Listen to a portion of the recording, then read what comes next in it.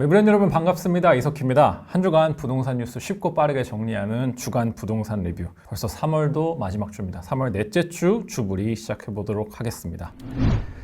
자, 첫 번째 뉴스는 토어제 확대 그 후입니다. 지난주에 아주 빅 뉴스였기 때문에 그 영향에 대해서 다루지 않을 수 없는데요. 토어제 확대. 일단은 첫 번째 제가 장표에 넣어놓은 곳들. 이제야 찍히는 신고가들인데 보시면 거래일자들이 뭐 2월 27일, 2월 28일, 3월 19일도 있긴 있습니다. 그 다음에 3월 8일 뭐 이렇게 있는데 이때 찍힌 신고가들 딱 그 틈이죠. 재지정한다는 발표가 있기 전에 풀리자마자 이렇게 신고가들 쭉쭉 치고 나가는데 갑자기 이제 지정이 되면서 이 신고가에 사신 분들이 지금 약간 좀 심란해진 그런 상황이죠. 자, 그리고 그 사이에 아주 충격적인 가격도 나왔습니다. 무려 원베일리 이제 국평이죠. 전용 면적 84제곱이 70억 원에 거래가 됐습니다. 이게 이제 34평형인데 공급 면적으로 따지면 그러니까 평당 이제 2억 원이 넘기게 된 겁니다. 원베일리가. 이게 거래가 토어제 확대 재지정하기 전인 3월 3일에 거래가 됐고 보면 이게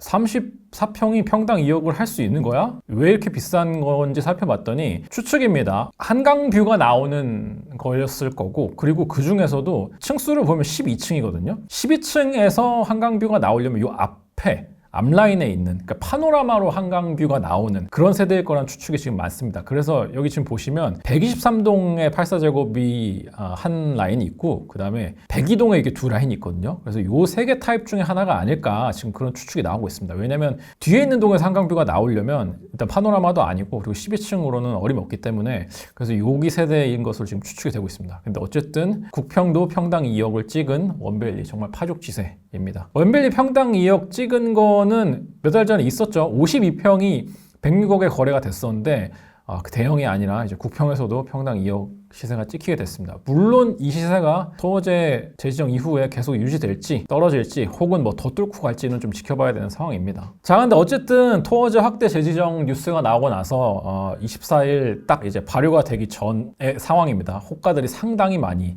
내려갔죠. 토어제 확대 앞두고 3억 내렸다. 이건 이제 잠실 얘기고 하루 새 뭐 청담 2억 5천 빠졌다. 토어제 뒤집기에 갭 투자 집주인 비상. 요거는 이제 뭐 팔고 싶으셨던 분들이 난리가 난 거죠. 그리고 뭐 토어제 재지정에 잠실 매물 쏟아졌다. 요게 이제 토어제 이후에 시장에서 지금 단기적으로 나타나고 있는 현상입니다. 그래서 토어제가 24일부터 발효가 돼서 23일 날 어떤 풍경이 벌어져 있는지 이제 저희 매경에서 취재를 해봤더니 뭐 이런 풍경들이 벌어지고 있더라고요. 단속을 피해서 카페 아니면 뭐 집주인 집에서 이제 계약을 하는 사례들이 있었다. 그리고 사실 일요일에 문을 많이 안 열죠. 부동산들이 일요일 많이 쉬는데 근데 뭐 이때는 문을 안 연 게 쉬어야 돼서 안 연 게 아니라 단속을 피하기 위해서 이제 문을 걸어 잠그고 다른 곳에 가서 이제 이렇게 계약을 하는 그런 사례들이 많았다고 합니다. 그래서 갭투자 막차 타자 007 작전하듯 은밀하게 계약. 요게 이제 토어제 발효 직전 날의 상황이었습니다. 그리고 이번 주 주간 시세가 나왔죠. 토어제 재지정 19일 뉴스가 나왔고 3월 24일자 기준으로 시세를 보면 정말 급전직하했습니다. 물론 이거는 상승폭이 줄어든 거기 때문에 뭐 이번 주까지도 여전히 상승은 강남 서초는 지속되고 있고 송파가 지난주 0.79% 상승하던 게 마이너스 0.03%가 됐습니다. 그러니까 이번 주는 하락을 했다는 뜻입니다. 물론 이건 호가가 내려간 영향도 있겠죠. 호가가 크게 내려간 거고 그리고 여러분들 사실 토어제 재지정하면서 나왔던 또 하나의 비판 중에 하나는 이제 강남 3구와 용산을 다 묶었는데 사실 송파는 잠실 빼면 뭐 강동만큼 안 쳐주는 곳들도 있고 뭐 거연이 가락이니 뭐 이런 데들 있잖아요. 이제 그런 데들까지 한꺼번에 묶여서 이거는 오히려 잠실 제외한 나머지 송파구에서는 역차별이다라는 말이 상당히 많이 나왔는데 그 영향도 아마 상당히 있었을 것으로 보입니다. 그래서 이제 유독 송파만 이렇게 급격한 변동을 맞이한 게 아닌가 싶습니다. 자, 그래서 토어제가 어쨌든 발효가 되고 6개월간 이제 지정이 된 상황인데 이 기간 동안 시장이 어떻게 될지에 대한 전망 중요하죠. 저희가 지난주에 저의 뇌피셜로 몇 가지 말씀을 드렸었는데 전문가분들의 의견은 어떤지 좀 가져와 봤습니다. 양지영 신한투자증권 자산관리 컨설팅부 수석 이렇게 말씀하셨네요. 토어제가 단기적으로 거래 위축과 가격 조정을 유발할 가능성이 크지만 전월세 가격 불안 등 부동산 시장을 자극할 요인들이 여전해 중장기적으로는 가격이 반등할 수 있다. 여러 요인이 혼재돼 당분간은 시장이 혼란스러울 것 같다. 그러니까 당분간은 혼란스럽겠지만 중장기적으로는 가격이 반등할 수 있다. 그리고 그게 이제 토어제 지정에 따른 갭 투자 불가능. 그래서 이제 전월세 매물이 잠기면서 전월세 가격이 들썩이면 집값에도 영향을 줄 수밖에 없다. 이런 분석이신 거죠. 최완석 하나은행 부동산 투자자문센터장께서는 이렇게 말씀하셨습니다. 금리 인하 기대감, 그렇죠? 이건 여전히 상존하는 거고 공급 가뭄에 대한 우려, 또 다른 채 집중화 현상, 이거는 변하지 않는 거기 때문에 하락 전환 흐름이 나타날 것 같진 않다. 이렇게 분석을 했습니다. 자, 마지막으로 고준석 연세대학교 상남경영원 주임 교수 이렇게 말씀하셨네요. 토어제를 제정한다고 해도 강남 신고가는 계속 나올 것이다. 굉장히 강력한 스탠스입니다. 그리고 오히려 전세값 상승으로 이어질 가능성이 높다. 이건 앞에서 나왔던 얘기죠. 갭 투자가 막히면 전세 매물이 줄어들고 계약갱신 청구권이 만료된 물건들도 시장에 돌아오며 전세값이 올라갈 것이다. 매매 거래 지수와 전세 가격 지수는 비례한다. 그렇죠. 시차가 있긴 하지만 결국엔 동행하는 흐름을 보일 수밖에 없죠. 그래서 이런 전망들이 나왔습니다. 자, 그리고 또 하나 경매에 이제 눈들이 좀 쏠리고 있습니다. 왜냐하면 경매는 토지거래 허가 구역이다 하더라도 경매 자체가 이제 토지거래 허가 구역에서 예외로 적용이 되기 때문이죠. 그래서 실거주 의무가 없기 때문에 경매로 낙찰받은 거는 갭 투자가 가능합니다. 그래서 시세보다 높게 낙찰되는 사례들도 사실 과거에 있었어요. 압구정 같은 경우에 뭐 월세나 전세 놓을 수 있고 워낙 구축이니까. 근데 난 어쨌든 압구정 투자하고 싶다. 그러면 경매로 낙찰받는 게 오히려 이익이다. 이제 이래서 경매에서는 시세보다 높게 낙찰되는 경우도 있었습니다. 실제로 최근에 이제 잠실에서 경매가 낙찰된 사례들을 좀 가져와 봤는데 3월 10일 리센츠 7층 703호네요. 이게 전용 면적 84제곱이거든요. 이게 28억 원에 낙찰이 됐습니다. 근데 낙찰가율이 무려 116%죠. 감정가보다 높게 됐다는 겁니다. 근데 물론 감정이라는 거는 시차가 있기 때문에 감정가가 중요한 게 아니라 시세 대비 얼마나 낙찰가가 되느냐가 중요한 건데 28억이면 거의 시세죠. 거의 시세 수준. 그리고 딱 이 시기에 7층 이런 중저층 매물 보면 뭐 27억 이렇게 거래된 것도 있거든요. 그러니까 시세 혹은 시세보다 조금 높게 낙찰이 된 거고 1월 6일 이때 잠실은 이때도 토어제였으니까 이때도 뭐 트리지움 25평이 20억 7,900만 원에 이제 낙찰이 돼서 역시나 낙찰가율이 108%를 기록한 사례도 있었습니다. 그래서 많은 분들이 이제 경매에 눈을 좀 돌리게 될 것 같고 그리고 아파트만 지정이 됐지 뭐 빌라, 다가구, 다세대 이런 것들은 이제 풀려 있죠. 그래서 한남 뉴타운 좀 눈길을 돌리는 분들 그리고 이외에 또 이제 재개발 이런 데 좀 눈을 돌리는 분들이 많아질 것 같다라는 관측도 나오고 있습니다. 자, 그래서 토어제 확대 그 이후의 시장 상황 어떻게 변했는지 살펴봤습니다. 자, 두 번째 뉴스, 임대차법 어떻게 바꿔야 할까입니다. 과연 바뀌긴 바뀔까? 제가 이렇게 부제를 달아놨는데 정부가 임대차법 개정 의지가 아주 확고합니다. 사실 2022년, 그러니까 윤석열 정부가 들어서면서부터 나왔던 얘기인데 연구용역도 맡기고 여러 가지 이제 과정을 거쳐서 본격적으로 요거를 좀 이렇게 수면 위로 올리려는 노력을 하는 게 최근에 임대차 제도 개선을 위한 전문가 토론회를 개최했습니다. 여기 보면 26일 날 이번 주 수요일에 개최를 했는데 후원 국토교통부 보이시죠? 뭐 국토연구원에서 주최를 했고 이렇게 전문가분들 쭉 나와서 토론을 했습니다. 요거를 기점으로 이제 연구용 결과도 발표가 되고 했는데 임대차법 왜 바꾸자고 하는 걸까요? 요 사진은 이제 제가 정치부에 있었을 때 제가 라이브로 봤었던 장면이기도 한데 민주당이 임대차법 법사위에서 제가 알기로는 요거 상정을 강행해서 이제 그 당시 야당 의원들 지금 국민의힘 의원들이 항의를 하고 있는 그런 장면입니다. 그래서 이 임대차법이 2020년 7월 말에 이제 도입이 됐죠. 도입이 된 이후에 전세가격 상승세를 보면 임대차법 때문에 상당히 많이 전세가격이 상승했다. 이제 이런 비판이 있었고 두 번째는 이중 가격이 형성된다. 이런 비판이 있죠. 뭐냐 이제 갱신 청구권을 사용해서 가격이 여전히 싸게 유지되는 매물이 있는가 하는 반면에 신규로 계약하는 거는 이제 5% 룰 적용받지 않기 때문에 현재 시세대로 그러니까 비싸진 가격 혹은 낮아진 가격일 수도 있죠. 그래서 이렇게 이중 가격이 형성되는 문제가 있다. 그 다음에 요 세 번째 세입자한테 과도하게 유리한 해지권 요건 뭘 말하는 거냐면 이제 갱신 청구권을 한번 쓰잖아요. 최초 계약 2년 때는 2년을 세입자와 집주인 모두 유지를 해야 됩니다. 근데 이제 갱신 청구권을 써서 2+2년째로 접어든 시점에서는 세입자가 마음대로 해지를 요구할 수 있습니다. 그래서 내가 나가겠다라고 이제 집주인한테 통보를 하면 집주인은 3개월 내에 전세금을 돌려줘야 되는 그런 의무가 발생을 하게 되는데 이제 요 해지권에 대한 비판도 많죠. 이게 세입자에게 너무 과도하게 유리해가지고 집주인들 입장에서는 참 곤란하다. 2+2라고 해서 나는 4년 전세금 묶을 생각하고 자금을 운용하려고 했는데 갑자기 달라고 했을 때 속절없이 줘야 되니까 이런 게 문제다. 이런 이제 지적들이 있습니다. 그래서 바꾸자는 얘기가 나왔고 이번에 그래서 토론회 때 나온 대안들에 대해서 좀 소개를 해드릴 텐데 일단은 첫 번째 대안 다시 폐지합시다. 라는 대안입니다. 제도 도입 전으로 가자. 이게 어쨌든 도입이 됨으로써 말도 많고 탈도 많았으니까 그냥 그 전으로 복귀하는 게 어떨까라는 대안입니다. 그래서 장점 뭐 그냥 앞서서 얘기했던 단점들이 다 해소가 되는 거죠. 이중 가격 문제도 해소되고 계약갱신에 따른 갈등도 감소되고 4년 이후 높은 신규 가격의 노출 감소 요거는 요런 겁니다. 내가 일단은 만약에 전세 가격이 4년 동안 올랐다면 4년 전에 저렴하게 이제 계약한 금액이 있을 거잖아요. 근데 4년 뒤에 이게 확 올라야 되니까 요거에 대해 노출됐을 때 좀 부담이 있다. 뭐 요런 이제 얘기죠. 단점은 계약 임차인의 신규 임대 노출 빈도 증가. 요건 뭐냐면 어쨌든 2년마다 계속 이사를 해야 된다는 압박감에 시달릴 거라는 거고. 그래서 이제 거주 예측 기간도 감소가 되고 그다음에 정책 변화로 인한 국민 피로도 증가한다. 아니 이거 뭐 시행해서 2+2 해서 4년 지나고 이제 1년 더 지나는 걸로 접어드는 이제 2025년인데 갑자기 또 이걸 바꾼다?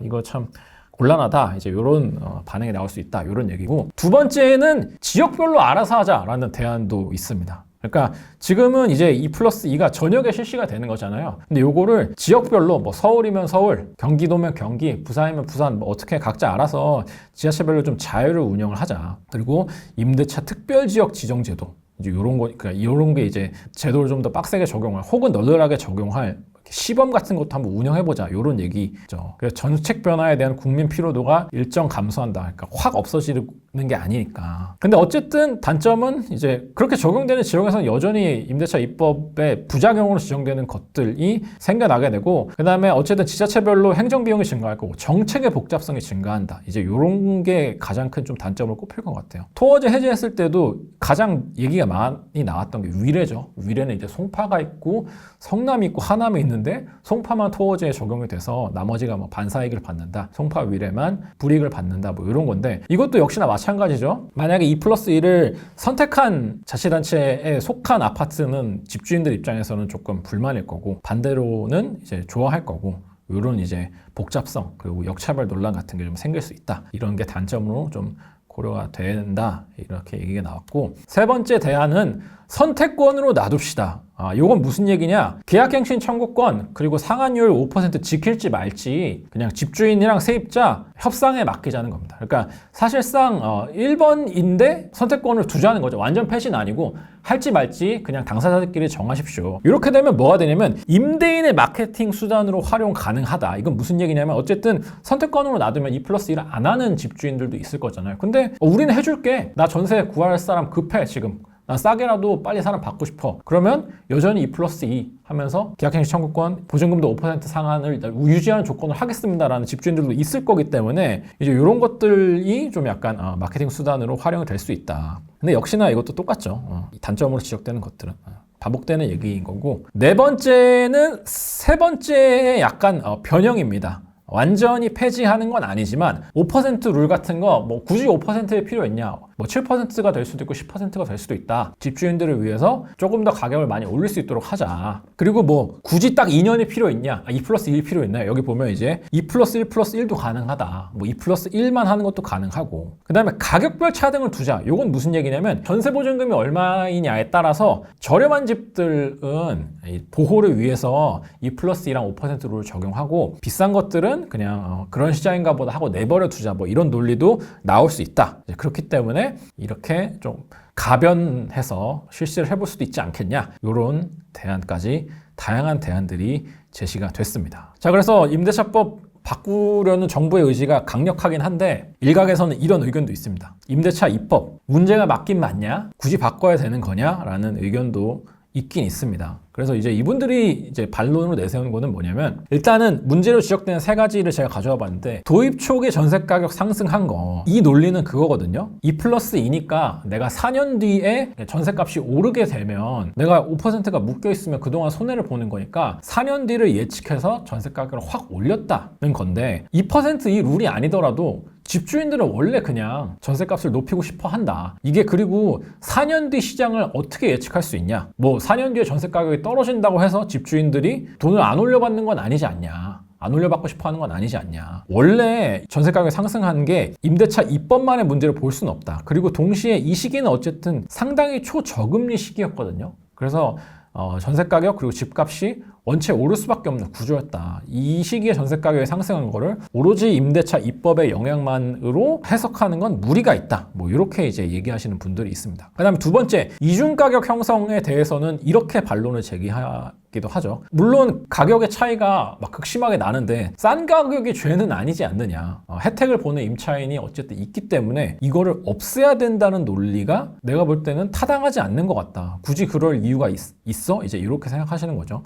이중 가격 자체가 나쁜 건 아니다. 그 다음에 세입자에게 과도하게 유리한 해지권, 이제 요거 제가 아까 설명드린 거였는데, 이게 사실 갱신 청구권을 해서 2+2로 접어들 때 해지권이 생기긴 하지만 원래 이제 묵시적 갱신, 그러니까 집주인이랑 세입자 간에 어떤 그냥 의사표명 없이 연락도 없이 인연이 지난 시점에서부터는 묵시적 갱신이라고 해서 그 뒤는 그냥 이 갱신이 연장이 된 걸로 보거든요. 근데 그때는 2+2라는 걸 쓰지도 않기 때문에 그 뒤에는 언제든지 나가도 지금 갱신 청구권 때처럼 3개월 이후에 보증금을 돌려줘야 되는 그런 조건들이 있었다. 이건 원래도 그랬던 거다. 뭐 이렇게 반박을 제기하는 분들도 있습니다. 근데 제가 봤을 때 이거는 법적으로 좀 명확히 할 필요는 있을 것 같아 보입니다. 왜냐하면 묵시적 갱신권은 그럴 수 있다 쳐요. 근데 우리가 2+2 룰이라는 걸 법으로 정해놨기 때문에 갱신 청구권을 썼을 때 그래서 그렇게들 많이 해요. 특약으로 그러니까 이 갱신 청구권을 쓰면 2년을 무조건 계약 기간에 유지해야 된다. 이런 특약들을 많이 쓰시거든요. 근데 이걸 잘 모르셔서 안 쓰시는 분들은 곤란한 경우들도 있어요. 그래서 이제 요거는 좀 확실하게 할 필요가 있을 것 같습니다. 그리고 뭐 원래도 그랬다 이런 반박은 세입자 입장에서 할 수 있는 얘기지만 또 집주인분들 입장에서는 다르게 생각하실 수도 있는 거죠. 결국에는 이해관계의 문제이기 때문에 어느 한쪽이 맞다라고 얘기할 수는 없죠. 근데 어쨌든 이런 반론들도 있습니다. 그리고 아까 얘기한 것처럼 이거를 쉽게 이렇게 또 5년 만에 바꾸는 게 초래할 혼란, 이것도 좀 걱정이 된다. 이런 반박들도 있긴 있습니다. 어떻게 될지 좀 지켜봐야 될 것 같아요. 정부의 의지는 일단 확고한 것처럼 보입니다. 자, 세 번째 뉴스입니다. 세 번째 뉴스는 조금 가벼운 얘기로 좀 마무리를 해보려고 하는데 돌돌호라고 제가 써놨죠. 무슨 뜻일까요? 책상보다 침대가 돈 된다. 힌트가 되셨을지 모르겠는데 돌고 돌아 호텔. 뭐냐? 코로나 때 관광이 꽉 막히면서 호텔들, 숙박업이 직격탄을 맞았습니다. 그래서 호텔 폐업도 굉장히 많아졌고, 그래서 이제 호텔이 어쨌든 건물이 있으니까 여기 장사는 안 되고, 이거 매물로 나온 거 혹은 내가 갖고 있는 거 이거 그냥 오피스로 전환할까? 다른 걸로 전환해가지고 돈 좀 벌어볼까? 요런 게 있었거든요. 근데 그렇게 시도를 했던 곳들이 다시금 호텔로 돌아서고 있다. 유턴했다. 이런 내용의 기사입니다. 여기 이제 재밌는 사례들이 많이 나와 있는데 더 프리마 호텔 종로라는 곳이 있습니다. 이제 종로구에 있는 호텔인데 이게 옛날 아벤트리 호텔 종로라는 곳이거든요. 여기가 이제 코로나 이후에 한 2022년에 한 자산운용사가 매입을 했습니다. 이 호텔을. 왜 매입을 했냐면 이거 호텔로 쓸 게 아니라 오피스로 용도 변경해서 개발할 목적으로 매입을 했어요. 근데 다시 그동안 이제 오피스 개발이 지지부진하고 다시 또 관광이 활성화되니까 더 프리마라는 호텔 체인에서 다시 요걸 매입합니다. 이 자산운용사로부터. 그 다음에 리모델링을 해서 호텔로 지금 개장을 해서 운영 중입니다. 또 하나의 사례, 복호서울 명동. 요거는 이제 아시는 분들 많이 아실 거예요. 명동에 이제 티마크 그랜드 호텔이라고 있었는데 유명하죠. 요것도 2022년에 오피스로 용도 변경을 하면서 매각하려고, 그러니까 이제 매수자를 찾았어요. 그래서 매물로 나와 있었는데 지지부진했거든요. 그래서 안 되다가 그래비티 자산운용이라는 곳에서 작년에 2,282억 원에 매입을 했습니다. 그러니까 오피스로 용도 변경을 하려던 시도는 막히고 그래비티 자산운용에서 다시 이걸 사가지고 호텔로 9월에 리모델링해서 오픈을 했습니다. 이런 사례가 두 개나 있고 기사에 하나 더 있습니다. 그거는 이제 아직 오픈은 안 했는데 오픈할 예정이다. 이제 이런 사례가 강남에 하나 더 있는데 그래서 지금 다시 이제 호텔 붐인 트렌드로 가고 있다. 이런 내용이고 왜냐 이 지금 관광객들이 굉장히 많이 늘어나고 있어요. 지금 보시면 외국인 관광객 입국 추이인데 2019년 코로나 정말 급전직하죠. 그러다 다시 코로나 이전 수준으로 관광객 입국 수가 회복이 됐습니다. 그리고 이 시기에 숙박업들이 굉장히 폐업을 많이 했을 거잖아요. 그래서 공급이 많이 줄었는데 다시 이제 입국이 늘어나다 보니까 수요는 많은 상황이에요. 그래서 우리나라 지금 숙박료가 상당히 꽤나 짭짤하다고 하거든요. 그래서 에어비앤비로 수익 많이 내는 분들도 있다고 작년부터 이제 뉴스가 많이 나왔었죠. 그래서 이제 숙박 공급이 감소한 것도 다시금 이제 숙박업으로 돌리게 하는 그런 요소가 되는 거고 그 사이에 금리는 많이 올랐습니다. 금리가 오르면서 오피스의 수익률이 상당히 많이 악화가 됐어요. 근데 금리가 오르면 상업용 부동산 수익률이 악화되는 건 다 똑같은 거 아니야? 호텔이나 오피스나 뭐 이렇게 생각하실 수도 있는데 좀 이런 차이가 있다고 합니다. 오피스는 어쨌든 임대료가 몇 년간 고정이 됩니다. 한 번에 계약할 때 단년 계약을 하는 경우도 많고, 그리고 꼭 오피스가 아니라 상가더라도 상가는 이제 상가임대차보호법이 있죠. 이런 것 때문에 이제 임대료가 고정되는 효과가 있어가지고 조금 약간 수익률이 부진한데, 숙박료는 자유롭죠. 굉장히 탄력적으로 운영이 되기 때문에 그래서 호텔의 수익률이 굉장히 오피스 대비 좋은 편이라고 합니다. 그래서 요즘은 다시 오피스로 용도 변경을 하려던 호텔들이 다시 호텔로 돌아오는 그런 사례들이 늘어나고 있다. 이런 뉴스였습니다. 그래서 돌고 돌아 호텔, 이게 요즘의 트렌드다. 이번 주 뉴스는 여기까지고요. 주간 시세 살펴봐야겠죠. 주간 시세 서울의 영향이 상당합니다. 지난주 0.25% 상승했는데 다시 이번 주는 0.11% 상승하는 것으로 확 낮아졌고, 전국은 그래서 마이너스로 돌아섰고, 수도권도 상승폭이 줄어들었습니다. 지방은 여전히 그냥 하락세가 계속되고 있죠. 전세 가격 변동률은 크게 변동이 없습니다. 이런 수준에서 유지가 되고 있고, 토지 확대 재지정으로 아까 이제 강남 3구 살펴봤는데 용산, 성동, 여기 보이시는 마포, 광진 이런 데들 다시 살짝 강남처럼 주춤하는 모양새로 가고 있습니다. 장기적인 추이는 좀 살펴봐야 될 것 같습니다. 많은 분들이 그 풍선 효과를 얘기를 하시더라고요. 근데 이제 풍선 효과에 대한 의견도 분분합니다. 지금 실제로 마용성의 호가가 오르는 추세였거든요. 직전까지. 근데 이제 그게 토어제 재지정에 따른 풍선 효과인 거냐, 아니면 강남이 오른 거에 따른 키 맞추기로 뒤늦게 오르는 시차인데 그게 이제 재지정 때문에 풍선 효과처럼 보이는 거냐, 요거에 대한 좀 의견이 분분합니다. 그리고 그런 의견도 있습니다. 사실 강남 3구 용산이 대체가 될 수 있는, 뭐 잠실이 올랐다고 해서 뭐 성동으로 가냐 마포로 가냐, 요게 그런 선택을 하는 수요자들도 있겠지만 그렇게 이제 막 천편일률적으로 해석하기엔 좀 무리가 있다. 같은 시장으로 좀 보긴 어렵다. 특히나 강남이랑 다른 지역의 가격차가 커지면 커질수록 같은 시장군으로 묻기 좀 어렵다. 뭐 이제 이런 의견도 있어가지고 이 풍선 효과 맞는지 아닌지 이거는 좀 장기적으로 좀 지켜봐야 될 것 같습니다. 자, 마지막으로 다음 주 청약 일정입니다. 다음 주 청약 일정은 이렇습니다. 역시나 서울에서 나오는 분양은 없고, 수도권에서 조금 눈여겨볼 거는 이제 풍무역 롯데캐슬 시그니처, 요건 이제 김포에서 나오는 단지라 가지고 요 인근에 살고 계신 분들 중에 이제 신축을 눈여겨보시는 분들이 있으면 요건 좀 살펴보실 만할 것 같습니다. 나머지는 이제 대부분 지방이고, 에코델타 시티 아테라, 요건 이제 부산이죠. 부산 에코델타 시티에 지어지는 건데, 이 에코델타 시티가 지방 중에서도 그나마 청약 경쟁률이 지금처럼 안 좋아지기 직전에 마지막까지 좀 살아남았던 곳이었는데 점점 안 좋아지긴 했거든요. 그래서 여기 청약 경쟁률도 좀 눈여겨볼 필요가 있을 것 같습니다. 자, 이렇게 해서 다음 주 청약 일정까지 3월 넷째 주 주간 부동산 리뷰 마무리 지어보겠습니다. 다음 주 4월에도 더 알찬 뉴스로 찾아뵙도록 하겠습니다. 오늘도 도움이 되셨다면 구독, 좋아요 부탁드리고 저는 이만 인사드리겠습니다. 감사합니다.